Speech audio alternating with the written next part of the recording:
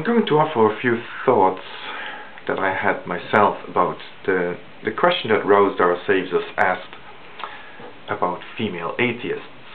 It's a valid enough question, because you can observe for yourself that when you look at YouTube and you look at the atheist community on YouTube, that there's a significantly larger number of them are male compared to the females. And it is reasonable enough to then ask what might be causing that. Now I can think of three reasons that may have a bearing on it. Everything that follows is conjecture. I have nothing to back this up, but they're just observations that I've made myself and that I think may have a certain validity to them. You know, just listen and see if it rings true. And correct me if I'm wrong. First of all, I think I'll start with the most potentially controversial thing, which is biological differences between males and females. There are, of course, obvious biological differences between male and females, and if you're not sure what I'm talking about, I suggest you might have a little word with your mummy or daddy. They might explain to you about the birds and the bees. It's not my place to do that here. For those of you who do know what I'm talking about, let's move on. There are also small differences in the way male and female brains work. Now, those differences, as a human species, males and females aren't that far apart. And even if there are differences are certainly not in the realm of capacity, for example, or capability. They're just differences that dictate how males or females might respond in certain circumstances. And again, those differences, even there, are not enormous. Let me explain what I mean. What I'm going to talk about are differences in competitiveness between males and females. Let's just look at males. My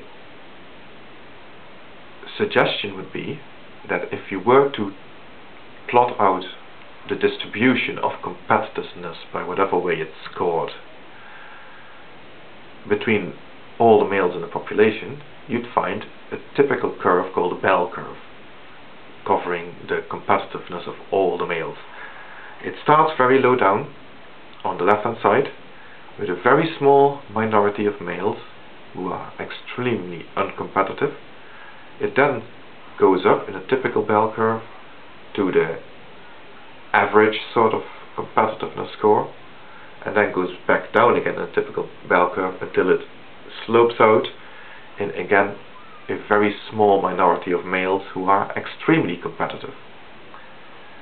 If you did the same thing for females, you'd get a very similar result. You'd get a bell curve starting with females, a small minority who are very non-competitive, to an average, and down again to the small minority of females who are extremely competitive. Where it gets interesting is when you start overlaying the two bell curves, one on top of the other. You take the male one here and the female one there, and you'll see that the two bell curves are slightly offset from each other. The averages are a little bit apart from each other. So that is what is the basis for saying that males on average might be a bit more competitive to females. But because the bell curves overlap that much, it is quite possible, you know, any individual male might be less competitive than any individual female, and it is also quite possible that the least competitive person in the world would be a male, or the most competitive person in the world would be a female. The two bell curves are not that far separated. They're very close to each other. That's what I would expect. Conjecture. Again, conjecture. That's all it is. In any case, because on average males tend to be a bit more competitive than females, I would expect therefore to see a slight bias towards males in those who feel competitive enough to feel that they might want to express their ideas on a forum like this in order to bounce them off other people and see how they hold up against other people's ideas. But that, I think, would explain a small difference. Maybe, say, a couple of percentage points in difference. The difference is much larger than that. The second contributing factor, in my opinion, is culture. And it is probably originally based on the underlying biological small difference, but exaggerated into culture is when males are encouraged to engage in competitive behavior and females are discouraged from this. And that might be what is happening in YouTube. A female might be less inclined, even if they feel competitive enough, to bring their ideas to a place like this and get them bashed about, because of what people expect of them culturally. They might be pulled back from that. And conversely, a male who might just be feeling that little bit shy to do this might, by virtue of the fact that culture encourages this, just be pushed over that threshold that will allow him to post videos like this. So that would widen the gap, in my opinion. And the third reason, I think, is plain and simple safety concerns. A male would not feel, on average, would not feel too concerned about showing their face in public on a forum like this. Females, sadly, attract the sort of attention